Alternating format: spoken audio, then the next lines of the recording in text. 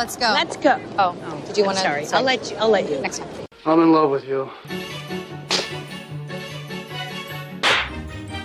Snap out of it. I'll have what she's having. Too many guys think I'm a concept, or I complete them, or I'm gonna make them alive. I'm just a fucked up girl who's looking for my own peace of mind. Don't assign me yours. Caustic wit is my religion. I would make a great queen because I am so stubborn. I say when it comes to stardom and Lauren, there are no accidents. Hi, Karen Peterson. Hello, everybody, and welcome to episode 113 of Citizen Dame, the podcast where we sit in our houses alone and not sad because we don't have to deal with sexist bullshit outside in the real world. Just in our houses on Twitter. I am Karen Peterson, joined as always by Lauren Humphreys Brooks. Hello. Lauren, how are you? I'm good. You know, actually I was having a conversation with a male friend the other day. He was just like, man, you know, I'm just going to flirt with like every girl that I see when like I go out again. And I was like, you do know that women are going to go out and be like, oh fuck, I've got to deal with street harassment again. You know, it's something that we don't have to deal with right now. We're just like, man, it's been great. No men. You know, it's funny because I've been taking walks around my neighborhood, and there's like this loop that I've been doing, which is about 1.5 miles, and it's just really nice. I'll do it like twice a day or something. And right near where I live, there's this distillery, and there's a bunch of workers in there. And every once in a while when I go out, yeah, there's guys out there, and they're not super like bad, but they'll make comments sometimes, and it's really uncomfortable. And since this whole thing has started and I'm going out there even more, like, they never say a word to me. They just like let me go. I was like, you know what? It's a tough time for all of us right now. We're gonna give the girls a break for a while. Exactly. It's so nice. Yep. Oh man. So, what have you been up to this week? What have I been up to this week? I've watched stuff. And, like, hey, me too. Watch stuff. We were trying to raise a sourdough starter. That's been exciting. It's very like we've been caring for him. You know, he's a little fighter. Seems to be doing all right. I keep seeing the sourdough starters and all the different types of bread. And I'm like, oh, so this is why I can't find any flour. All right, well, I hope it's working out for you guys. Exactly. No, it is why you can't find any flour. I was actually like, oh my god, wait a minute, we only have 1 bag of flour after we finish this bag of flour. So we've got to get more flour. Which is a more dire situation for you, your flour supply or your toilet paper supply? Actually, our toilet paper supply has become much steadier. Like, our grocery store has managed to like always have at least some in stock. So I'm less worried about that now. The flour supply I'm worried about because we've got to feed the starter, first of all. And then there are other things that we need flour for. And it's just like, we've got to be careful because you can't run out of flour. It's so funny because I don't really have a real kitchen. I have like a kitchenette, so I don't have an actual oven. And so I'm like, I have a bag of flour that I've had here since before the shutdown, before anybody started like going crazy on stuff. And I'm sitting there like, I feel kind of, it's only like a 3-pound bag, but I'm like, I feel kind of bad because I know other people could use this more than me. It's just sitting here. I should probably do something with it. Make pancakes. There are a lot of things you can do. Oh yeah.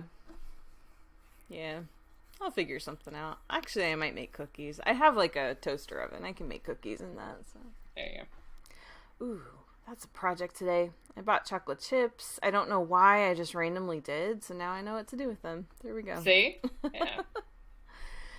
All right. Well, we'll get to what we were watching in a minute. Well, no, let's just talk about it now. We've watched a lot of things, both of us, in the last week or so. What's something that you watched this week, Lauren? I have watched many things. One of the things, I'm still working through a lot of the stuff that's on Criterion. My roommate and I settled down and watched the excellent Herschel Gordon Lewis exploitation film Color Me Blood Red, which was just so fabulous. I don't know if you've Sounds seen like a happy movie. I don't know if you've seen any Herschel Gordon Lewis films, but they're the kind of films that would be offensive if they were better made, but they're so badly made. Like, to the degree, like, we were praising, as we were watching this film, we were praising it, because we were like, man, he's actually managed to get everybody in frame on, like, because there are some of his films where, like, the camera is like static or something like that, and so there are people that are too tall, or he'll position it like on a rise or something like that, so you can't actually see people's heads, you just see their bodies. And this one was just like, it moves, they're in frame, there's like some music, but it's a spectacular film. Actually, the idea is a really good one. It's about a painter who can't get the right color for his artwork, and then his girlfriend cuts her finger, and he realizes that the color that he needs is blood. And so he begins killing people to get their blood and to use it in his artwork. As you would do. I mean, that seems like a logical answer. It's very good. It's very good. It's Herschel Gordon Lewis was actually one of the lowest of low budget filmmakers, and he was also a porn director in like the 1960s, and you can tell. I'm shocked. I'm just shocked. Although honestly, I want to know. It's just like, okay, but in the porns, were they in frame? Because I feel like that kind of would defeat the purpose of a porn if, you can't actually see what's happening. Just like, I see a foot, it's like off to the side there, but mostly we're looking at a blank wall, I don't know. You just imagine what's going on there. It's pornography of the mind. Exactly. It's very artistic pornography. So we watched that, and then also, like, last night I finished watching The Harder They Fall, which is a boxing movie starring Humphrey Bogart and Rod Steiger. I think it's Bogart's last film, and he's great in it. But it's about he plays kind of a promoter, a PR press agent, who works with this kind of boxing syndicate run by Rod Steiger, and he is, but the boxer can't box, basically. Like, they're just essentially paying people to take falls to kind of build this guy up and make him into this contender, but he's not really a contender. And then it gets to the point where he's actually challenging the heavyweight champion, and it's like, this is a bad idea, someone's gonna die, but it's a really, really interesting film. That's part of the Columbia Noir collection. Yeah, so I'm working my way through the Colombian Noir. I don't know if I have enough time to finish them all, just because there's so many, but the good thing is that a lot of them are under an hour and a half, so yeah, it's like you can watch 2 or 3 of them in the same amount of time that you're binge watching a show, and get ready to take a break. You can watch like 3 movies, but yeah, so I actually caught a couple more this week too. You've talked about this one a few times, but I finally watched Experiment in Terror. Yeah. And wow. Oh man. Like, we talked a little bit about this just on Slack, but that opening scene where he grabs the girl and is basically telling her, you're gonna rob this bank for me, and just the way that scene plays out, where he's completely in shadow and you can't see his face, and you just hear his voice in her ear, and his labored breathing because he's asthmatic, and it's so terrifying, because it's like, I'm watching this and I can feel his breath on my neck, and I just feel the fear of being completely trapped, and hearing yourself and your family being threatened, and oh man, it's so visceral. Mm-hmm. And yeah, really, really well done. If anybody has not seen that one, I highly recommend you follow Lauren's recommendation and watch it, because that was a good one. Yeah, I love that film. I love it. It's like, I mean, we said earlier that it's almost like a horror film. At least the beginning of it is. That it's kind of straddles the line between noir and horror because it's so visceral. Oh yeah, it was terrifying. And just the score throughout the whole film. The score's by Henry Mancini, and it's so perfect, and it really makes you feel what she's feeling. And I really liked the cinematography in this more than in other black and white films. I feel like they really, really knew how to use, Blake Edwards really knew how to use those shadows to great effect. And so it was fantastic, yeah. And then last night, what did I watch last night? I told you what I was watching, and I totally forgot. Crimson Kimono? Oh, yes, The Crimson Kimono. I felt not as excited about that one, I'm going to be honest. I thought that it was interesting that a film from 1959 was taking on some of, like, LA's racism issues, especially as it pertained to the way Asians were treated in the 50s, but the movie itself, I was like, I don't understand. Am I supposed to like Glenn Corbett in this movie? Because I really want to punch him in the balls. And I mean, I don't necessarily think that you're supposed to like him. I think that you're supposed to kind of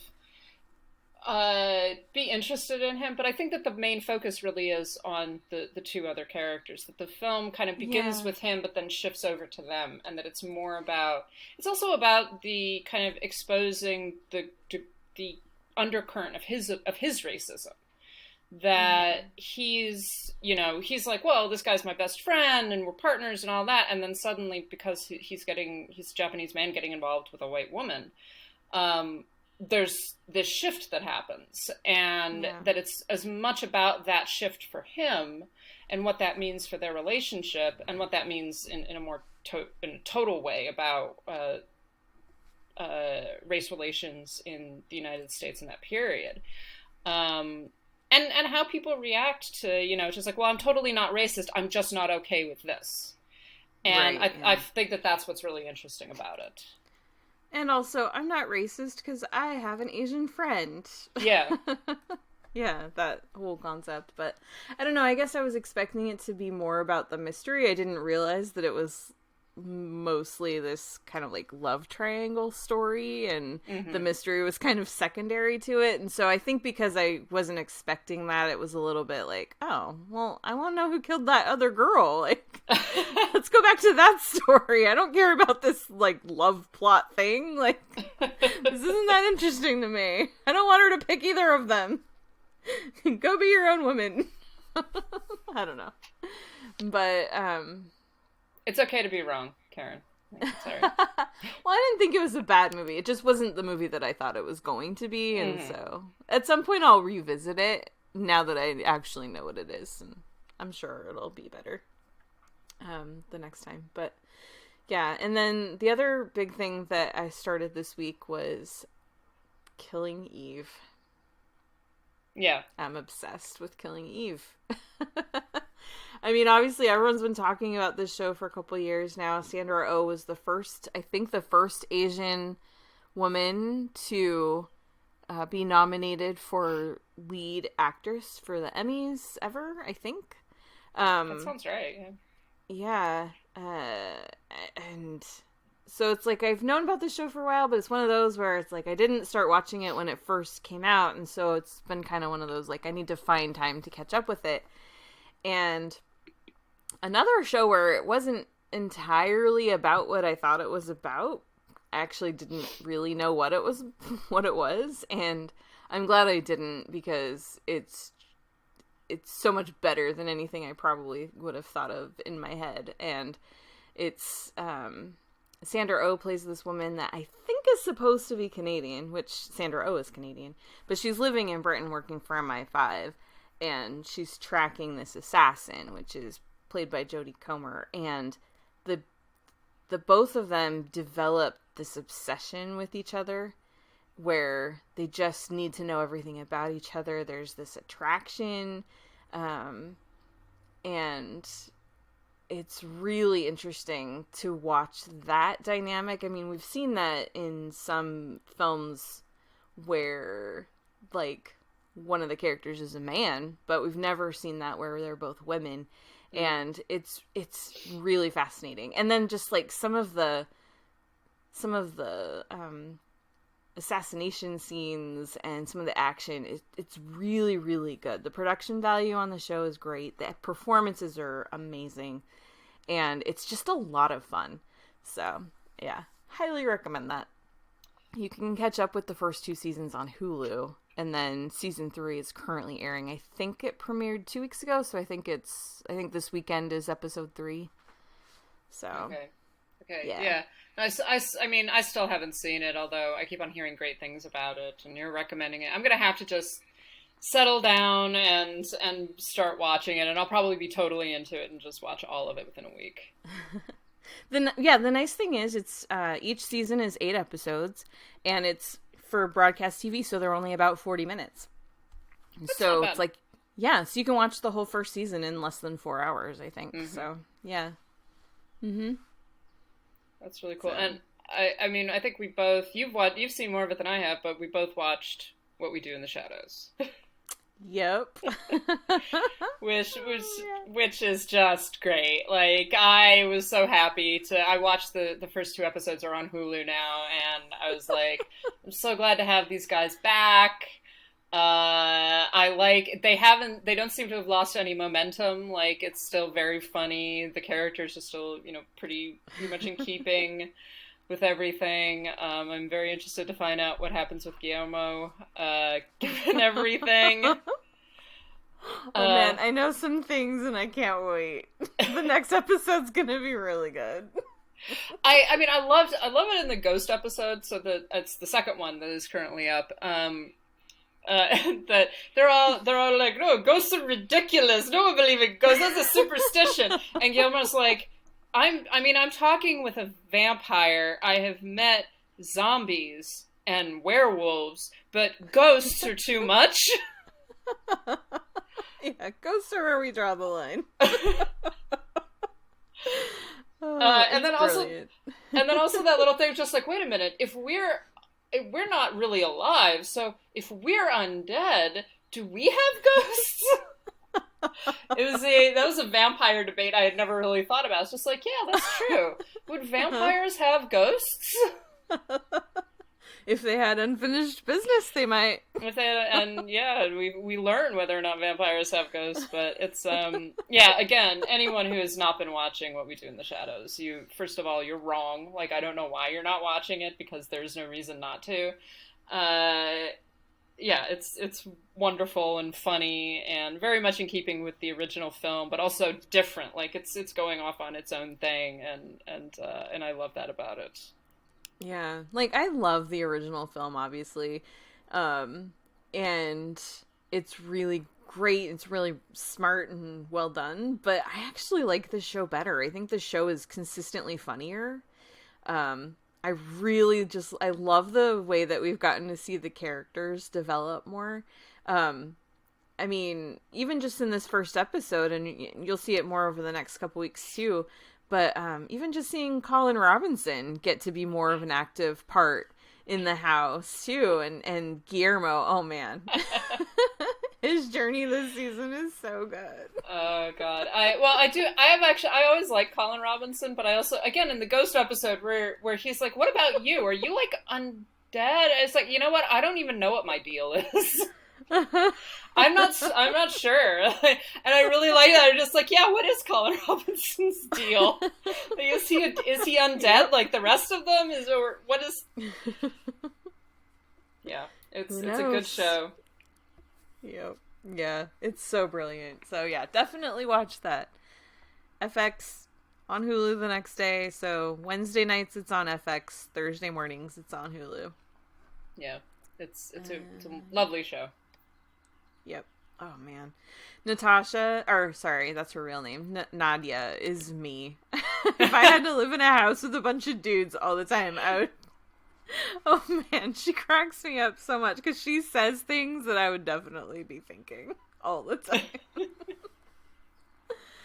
Oh, good stuff. Well, something Well, let's talk about, okay. So this week we got some first images of Dune, the big movie by Denis Villeneuve, which is now coming out in December and stars Timothée Chalamet and Rebecca Ferguson and Stellan Skarsgård and some other dude that was in like a Coen Brothers movie. I can't think of his name. He might have been in a Star Wars movie too. And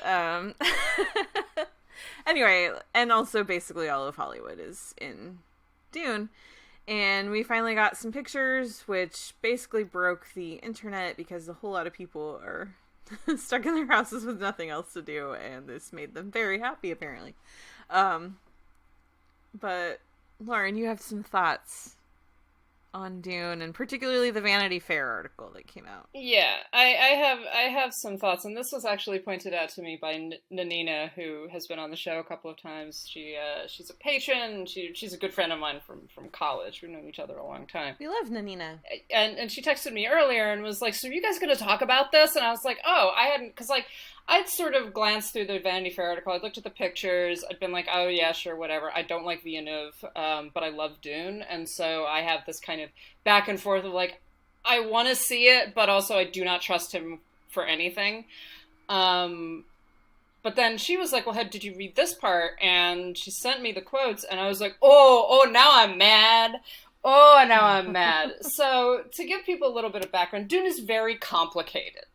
Right? Just the original book is incredibly complicated. There's just a lot of world building, a lot of very odd kind of recognizable concepts about religion and about philosophy and all of this stuff. But that it also does its own thing. So it's difficult. It's going to be very difficult, and I don't think that any film is really going to accomplish it, to put all of that into the narrative. There's just a lot that the book does that is difficult to distill, and there are huge sections of it that are just people talking to each other, which is not what we tend to expect from sci-fi. But so the basic plot of Dune is about this young boy, Paul, who is the son of a duke, and basically his family are sent to take control over the planet of Dune, which is a desert planet, and they think that it used to be this very lush place, but now it's become this desert. And the reason why Dune is so important is because it produces something called spice, which is it's essentially like a mind-altering drug, but it also makes people makes people become more aware of the world around them, and it is especially it's used in trade, and it's also used in spaceship navigation. So that's the basic concept, right? And what we learn about Paul fairly quickly is that Paul is, and I'm going to try to make sure I get this statement correct, because there are all of these words. So Paul is the Kwisatz Haderach, a sort of messiah figure, essentially. So he has clairvoyance, and he has all of these abilities that he doesn't really know that he has, but that are beginning to come into evidence. And he's also for the Freemen, who are Dune's indigenous people, right? They begin to think that he is essentially their messiah. And so that's the main structure of the plot, is it's about Paul discovering this about himself, and about him making choices about whether or not to fight for the Freemen. They're also facing the sort of rival family, who's the rival of Paul's family, the Harkonnens. And so there's this whole battle going on. One of the major characters in Dune is Paul's mother, Jessica, and she is Duke Leto's, who is his father. She is Leto's, quotation marks, concubine. But the way that concubine is used in the Dune mythos is very different from the way that we understand concubine. Concubine tends to be like, oh, not really this important figure. She's incredibly important. And her and Leto have had an extended relationship, have had a long relationship. They have one child together. She thinks she might be pregnant with another. And she is a member of this essentially religious sect that have been searching for the Kwisatz Haderach, so this Messiah figure, essentially, and that they think that it's Paul. The problem is that males are not supposed to be the Messiah. They're too dangerous. So they're angry with her that this boy might actually turn out to be this thing that they've been searching for.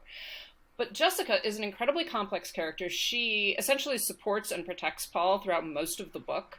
She is the concubine of Duke Leto, but she is basically the power within the family. She has numerous point of view sections in Dune. Like, the book follows her for about the first half, far more than it actually follows Paul, because Paul is just this sort of snotty teenager to start out with. He doesn't particularly understand what's happening to him. And her importance in not just in giving birth to him and in protecting him, but in the way that the plot develops, in the movement of the plot, and in the discovery of all of this information about Paul and about the Freeman and about the planet, it cannot be overstated, right? She is, and this is in the book, this is exceptionally, exceptionally important. So, jump to our best friend Villeneuve, and also particularly to some of the things that Rebecca Ferguson, who's playing Jessica, has said. One of the things that she said one of the things that they're claiming is that this is directly from the Vanity Fair article, the director has expanded the role of Paul's mother, Lady Jessica. Okay, I don't know how you do that, because she is a co-protagonist for a large section of the book. So they also compare her to having like the ability of a Jedi mind trick. This book was written expanded from the 1984 film, because film, I don't know. But they seem to be talking directly about the book. That's the thing. Yeah. That they've expanded her role from the book, right? That is what he makes it sound like. I don't know. Maybe the French-Canadian translation was just different.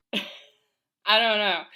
I mean, and some of this is also what the author of the article is kind of talking about, and it's quite obvious that either he has not read the book or he just paid attention to the whole white messiah element and nothing else that is happening in that this, would be like, a shocker if that happened. In a book that's about 1,000 pages. So they're saying Lady Jessica's duty is to deliver a savior to the universe. That is not even remotely true about what happens in the book. That's not right. That is incorrect. And now she has a greater role in defending and training Paul too. No, she literally does that in the book. And then Rebecca Ferguson is saying things like, Denis was very respectful of Frank's work in the book, but the quality of the arcs for much of the women have been brought up to a new level. There were some shifts he did, and they're beautifully portrayed now. It's like, okay. Earlier, in several quotes that she gave to IndieWire, this was back in October, she said, something that Denis Villeneuve and the writers have really taken into consideration is that this book was written back in the day when women were portrayed differently to what we were expecting nowadays, which we call gender equality. It's something they have taken into consideration making this script. Even though Lady Jessica's concubine to the king, she's not concubine to the king, she's concubine to a duke. She's also his bodyguard, his mentor, she can read thought and emotion, she's the best fighter there is. So there's a subtle power that she needs to teach her son. It's a complex story. It's hard to discuss in one sentence. Yes, absolutely, it is. It is a very complex story, as I have just proven by trying to summarize it. But again, all of the things that she's talking about that Villeneuve has quotation marks added to the character of Jessica and expanding her character are in the fucking book.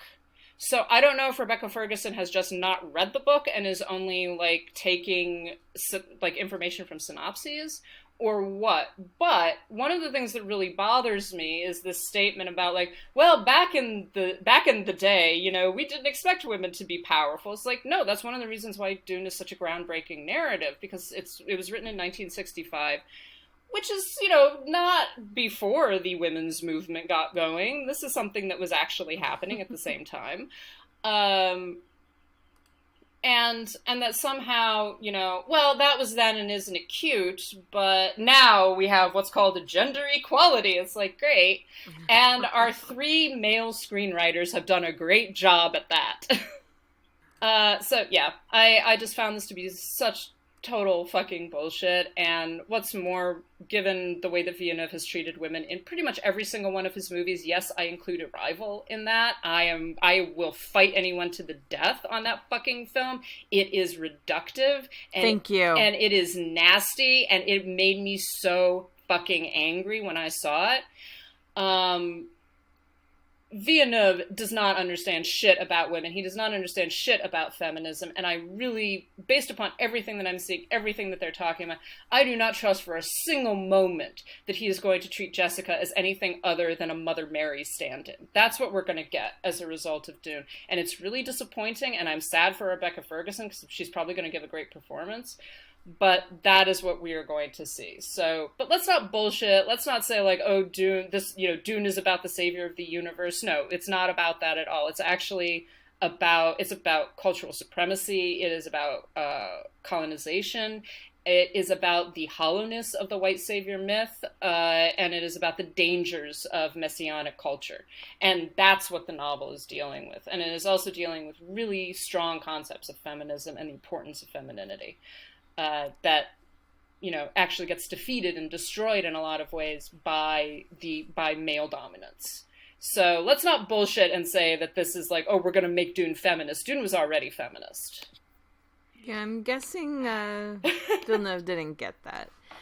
We'll have to talk about Arrival one of these days, because I don't think we've ever discussed that, and I didn't realize that you and I are on the same side on that one, and I have felt very lonely on that correct island, so we'll have to talk about that at some point. But there's another quote just going along with what you've been talking about, where I thought it was interesting, and of course, granted, I read about a third of the book, and the writing style was making me crazy, so I had to stop.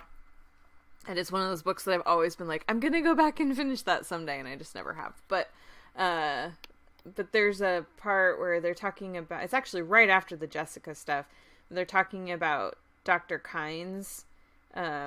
I don't know if I'm saying any of these names right, but neither do I, honestly. So always depicted as a white man, always. Well, there's been like 2 versions of this movie, but okay. So the character is now played by Sharon Duncan Brewster, a black woman. And then there's a quote from her that says, "What Denis had stated to me was there was a lack of female characters in his cast, and he had always been very feminist, pro-women, and wanted to write the role for a woman. This human being manages to basically keep the peace amongst most people. Women are very good at that, so why can't Kynes be a woman? Why shouldn't Kynes be a woman?" I feel like that quote is really interesting, where it says, there was a lack of female characters in his cast. And I was like, yeah, that's a very conscious choice, because what I do remember from what I read of the book is that there were a lot of women in it. Yeah. A lot. Like, way more women than men. So, if his cast is mostly male, that's a very conscious choice on his part to ignore a lot of the female characters. And I'm not taking a stance on whether gender swapping this character is right or wrong. I think great, you know? It sounds like it doesn't have to be a white man, and good. That's fine. And great for Sharon Duncan Brewster. I hope she's awesome. I'm sure she is. But it's just the statement of the male cast it really stood out to me. I was like, wait a second.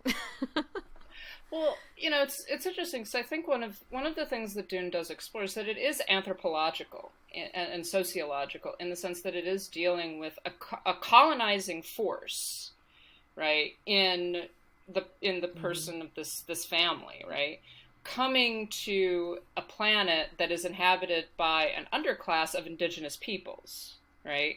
Right.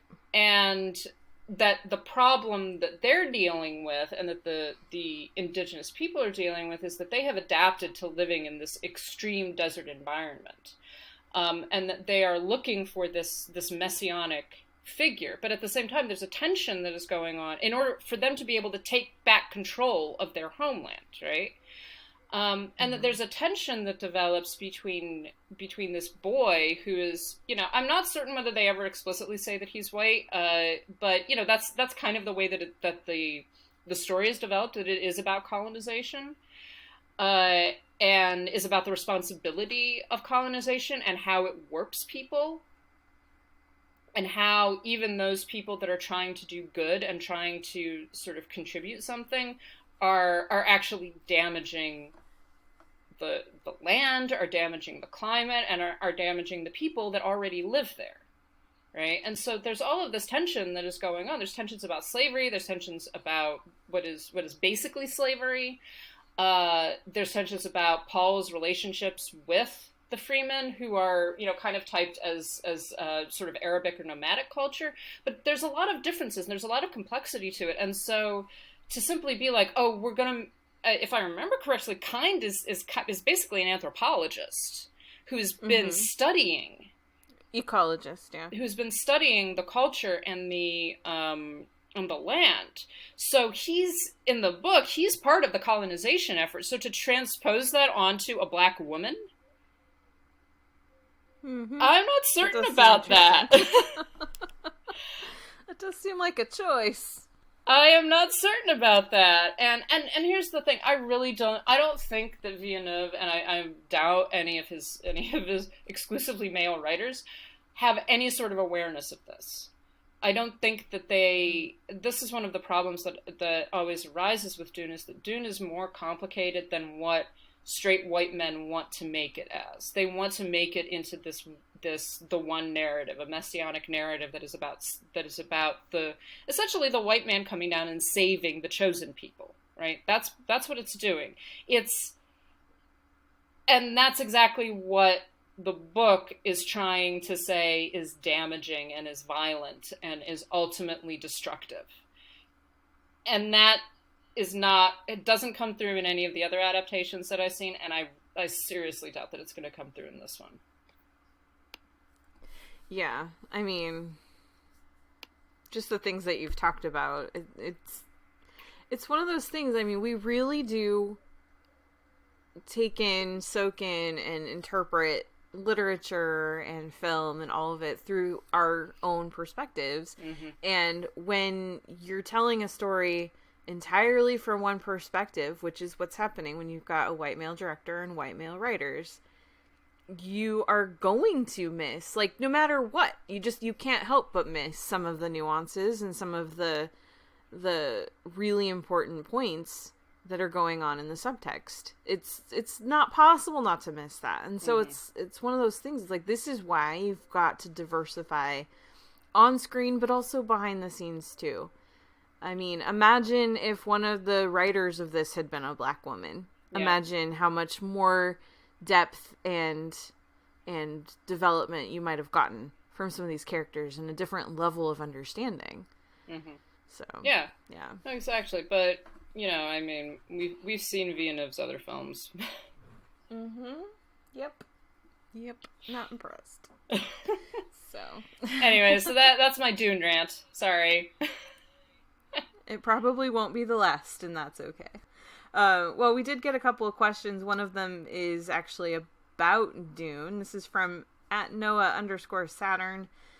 Can we give Oscar Isaac an Oscar for that picture of him from Dune? Fuck no. No. Nuh-uh.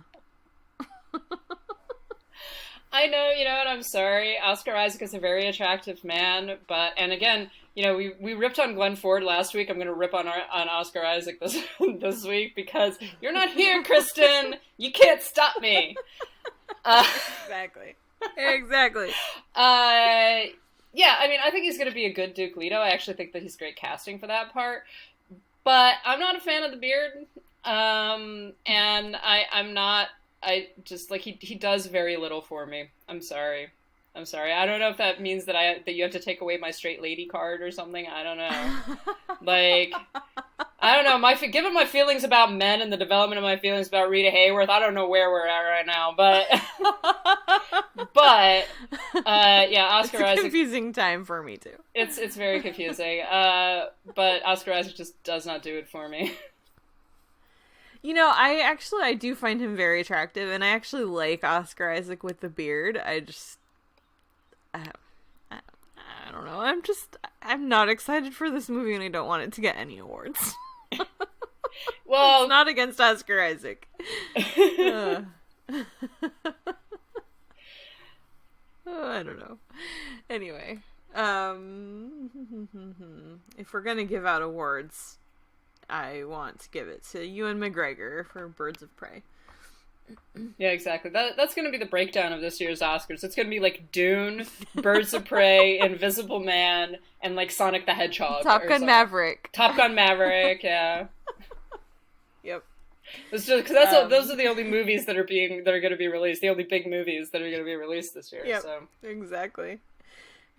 No, we've actually been talking about that, and are they going to essentially cancel this year's Oscars and then do a combined year like they did for the very first Oscars and just do like a 2021 awards instead of, yeah, I don't know, we'll see.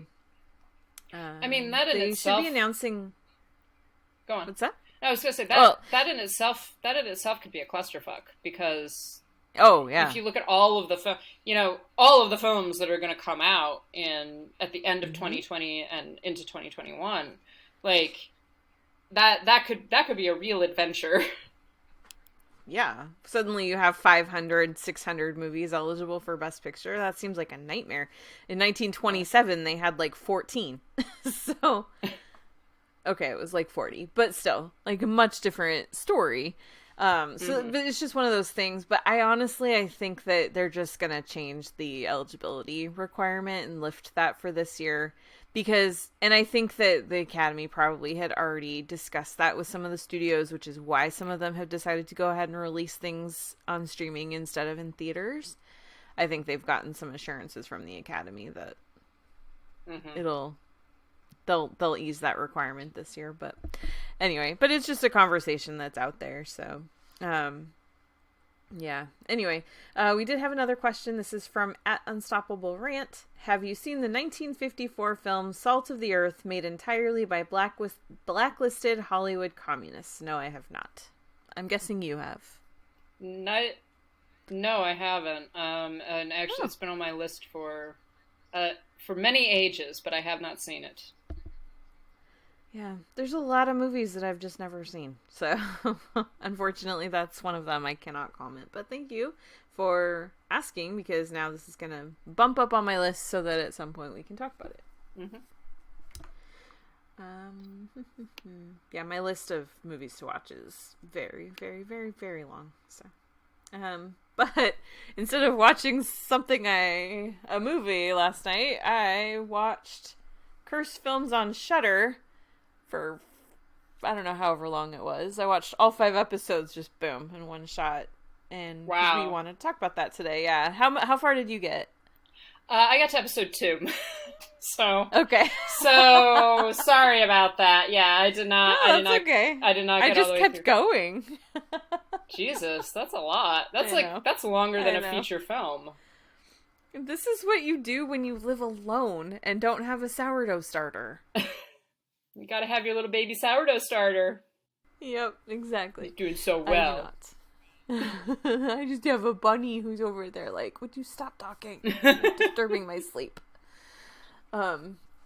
Anyway, so for those who don't know, Cursed Films is a documentary series that hit Shudder this week, and we got 5 episodes. Apparently this is something that they're going to keep revisiting, so there will be more episodes. Each episode breaks down a different film that is supposed to be cursed and talks about some of the elements around it, why people think that it's a cursed film. They interview people that, they interview writers, but they also interview folks that worked on the film and talk about some of the different stories that happened. And I thought there were some really interesting insights. So the very first episode is about The Exorcist, which that's a movie that I have also never seen, but very deliberately. In fact, last night after I was done watching Cursed Films, I was like, The Exorcist is on Shudder now too. Mm-hmm. And I was like, maybe I should just go ahead and watch it. But it's one that I've deliberately chosen never to watch. And so I didn't end up watching it. But it's funny because the biggest reason I've never watched it is because of the supposed curse on it. And I'm like, ugh, it's just extra creepy. I don't want to see that. But Lauren, what did you think overall of the 2 episodes that you watched, and then we'll talk about some of the specific ideas that were talked about. I mean, I thought that I think that it's an interesting idea, and it's interesting to look at these films kind of as sort of the light in the light of, you know, the curse of horror films. And I was glad that they talked less about the content of the film and more about kind of what's going on in the background. So like the way that with The Exorcist, the way that the PR was done, which they don't mention it actually in the episode, but one of the things that they said is like, oh yeah, like building up this whole kind of this mythology behind it, right? And you know, there was this, you know, people are dying in the theaters, like having heart attacks. You know, we have ambulances parked outside the theaters, which was all a PR stunt.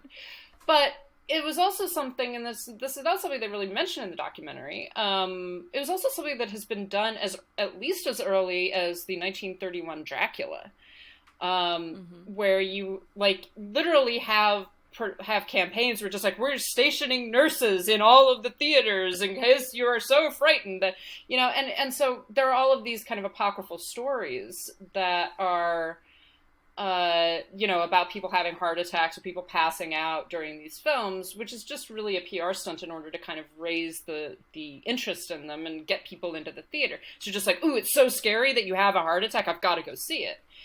And so I found that really interesting. I also, one of the things that I really wanted them to address, and maybe they couldn't for PR reasons of their own, but as I was watching it, I was like, so the curse is not so much a curse as it is someone named William Friedkin. And the problem, the unfortunate occurrences are not so much unfortunate occurrences as it is abusing actors. Because that was the takeaway of a lot of what they were talking about. Like Linda Blair fracturing her lower back. What's her name? Ellen Burstyn being flung across the room and hurting herself, and that winding up in the film. You know, all of that shit. It's just like, wait a minute, this just sounds like a director who is totally unconcerned for the safety of his actors, including a child, right? Mm-hmm. And was hurting them and causing mayhem on the set and causing problems on the set in order to get the shot. And that's basically what it came down to. And I was a little troubled that no one commenting on the film mentioned that. They were just like, oh, isn't it odd that all these people got hurt? No, it's not. The director obviously didn't care about the safety of his actors, that's what was happening. Mm-hmm.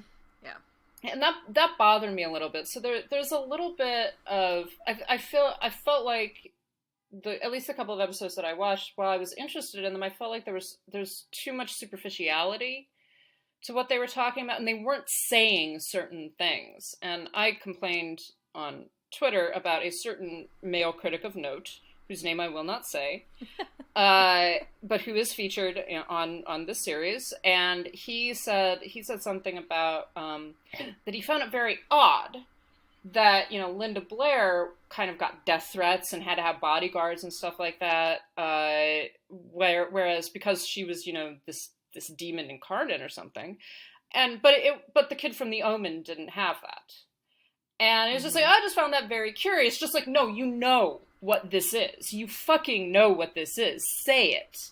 This is sexism.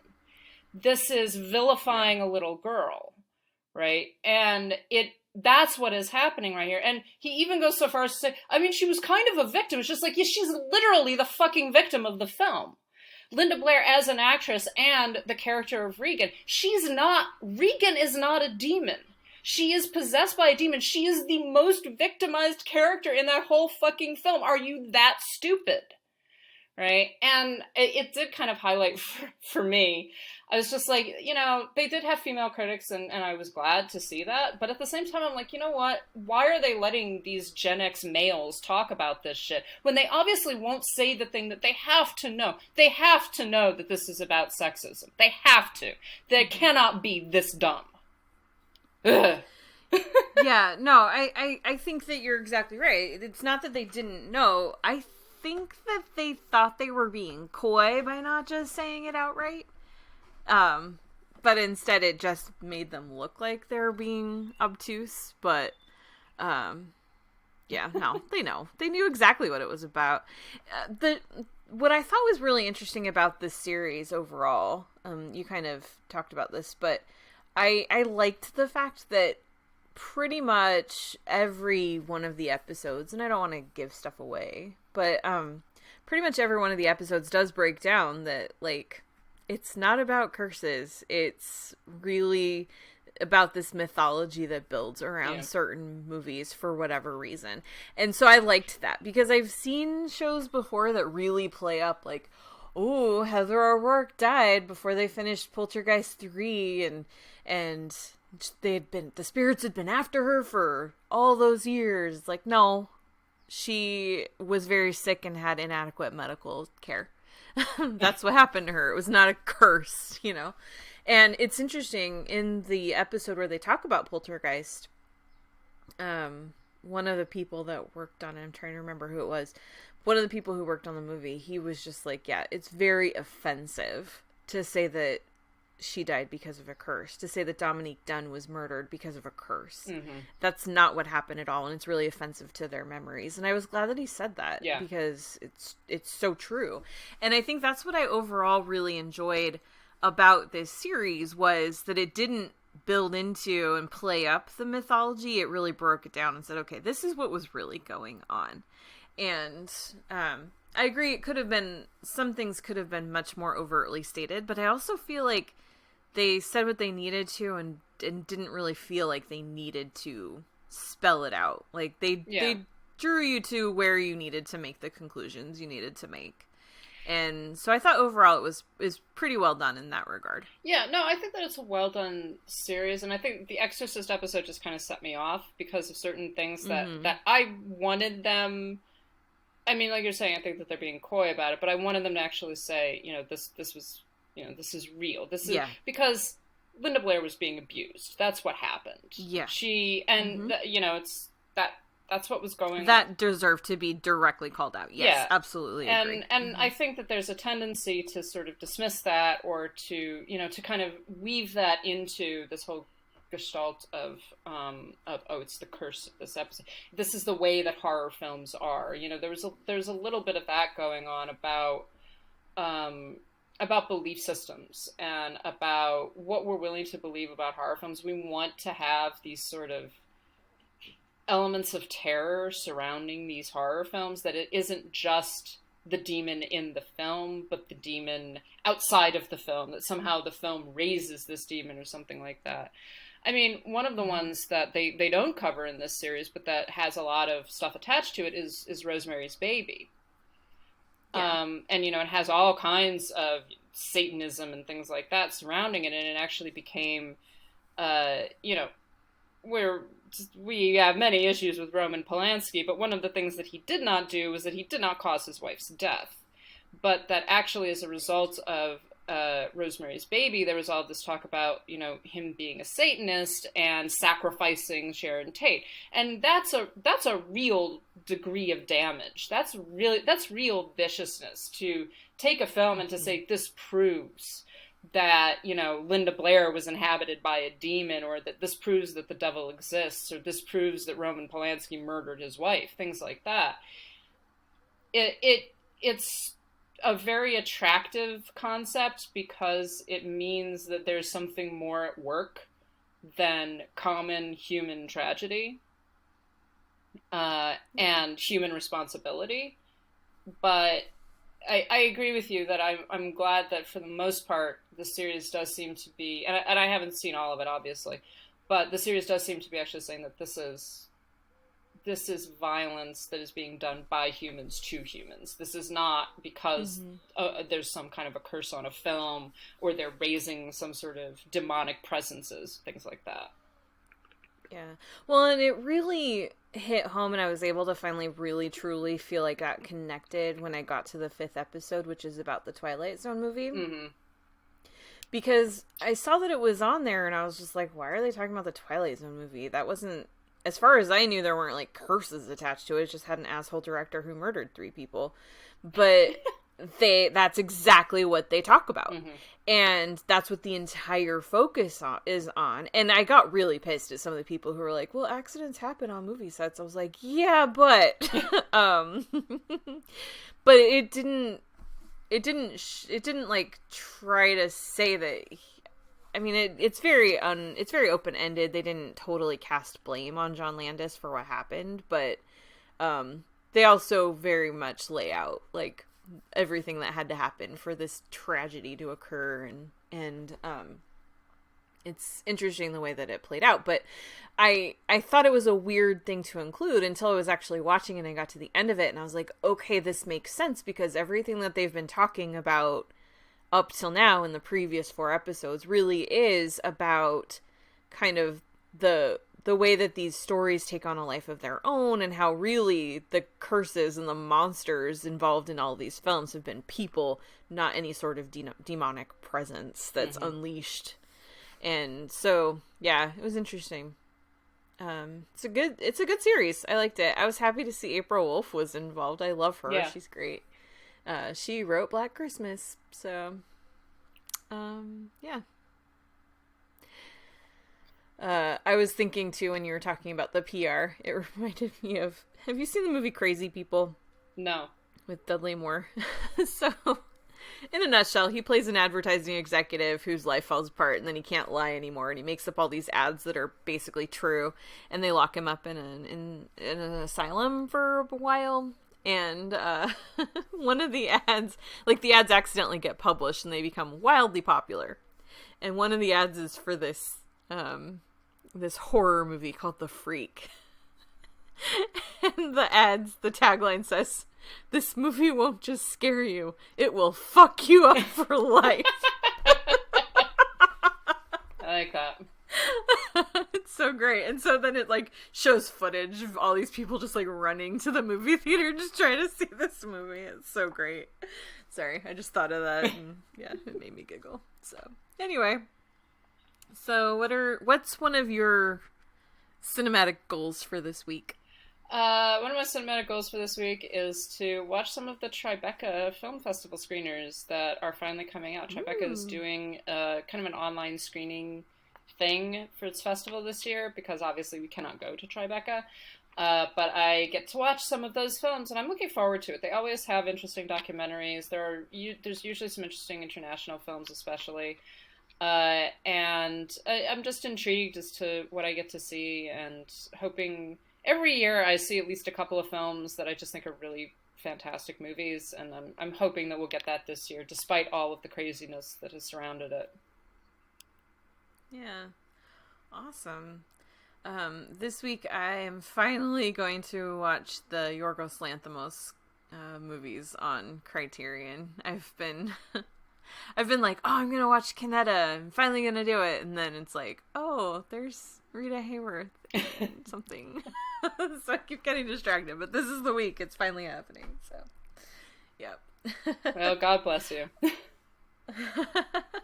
I don't know. We'll see what happens. I love his movies, so. All right. Well, so that's what we're up to this week and next. Let us know what you're up to and how things are going with you out there in the universe. We want to give a quick thank you to our patrons: Heather, Adriana, the Crooked Table Podcast, Michael, James, Katie, Carriata, Mason, Matthew, Monty, Nanina, Nicole, Robert, Sharon, Steve, Tao, and Will. Thank you all so much for helping us out. We do have some exciting news. We are going to be having a giveaway that we'll be announcing next episode, so make sure to tune in for details on that. And in the meantime, if you want to reach out to us, you can do so on Twitter and Instagram at CitizenDamePod. Find us on Facebook at facebook.com/citizendame. You can email us directly, citizendamepod@gmail.com. And make sure to check out our website, citizendamepod.com, where Lauren will be keeping us up to date on some of the great stuff that she's watching at Tribeca. Probably some of the not so great stuff, too. Yeah. Thank you so much to everyone who has supported the show financially. We've gotten some awesome contributions this week in addition to our patrons. And if you want to support the show, if you're able to help us keep things going, it's patreon.com/citizendame. Gives you access to some bonus content, which we promise there's more coming. And early access to episodes. We have our Zazzle store. You can get a new t-shirt. You know you're getting tired of your t-shirts. So pick one up from Citizen Dame. Zazzle.com/citizendame. And if you just want to kick us a couple of bucks, we super appreciate that. And it's ko-fi.com/citizendame. And you can also reach out to us individually. Lauren, where are you posting pictures of your sourdough starter? I am posting pictures of our sourdough starter, Luke, that is his name, on Instagram at LHBusiness, and I'm also on Twitter as well, at LHBusiness. And I am on Twitter and Instagram at Karen M. Peterson. So thank you so much for listening. Have a great week, everybody, and we'll talk to you soon. Bye.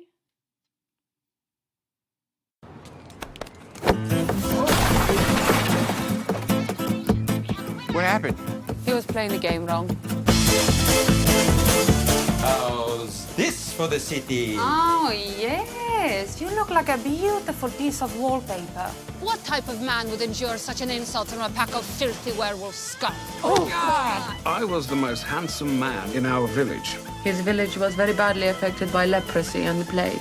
This one is a very special creature to me. When I first met Laszlo, I was walking on the moors with him, and this owl flew over and scratched my head, and I said, "Kill that please, Laszlo." This is too much to ask. What a big, bloody, cheeky jerk coming here, telling us to take over the whole of Staten Island just by ourselves. Well, I bet he's having a lovely bloody nap up there. I hope he's resting while you want me to come sing you a lullaby. Silly boy. I don't want these virgins. They are going to taste too sad. And I myself did contract leprosy, but I was quite lucky because it couldn't be seen. It was only one part of my anatomy. Well, I can see it.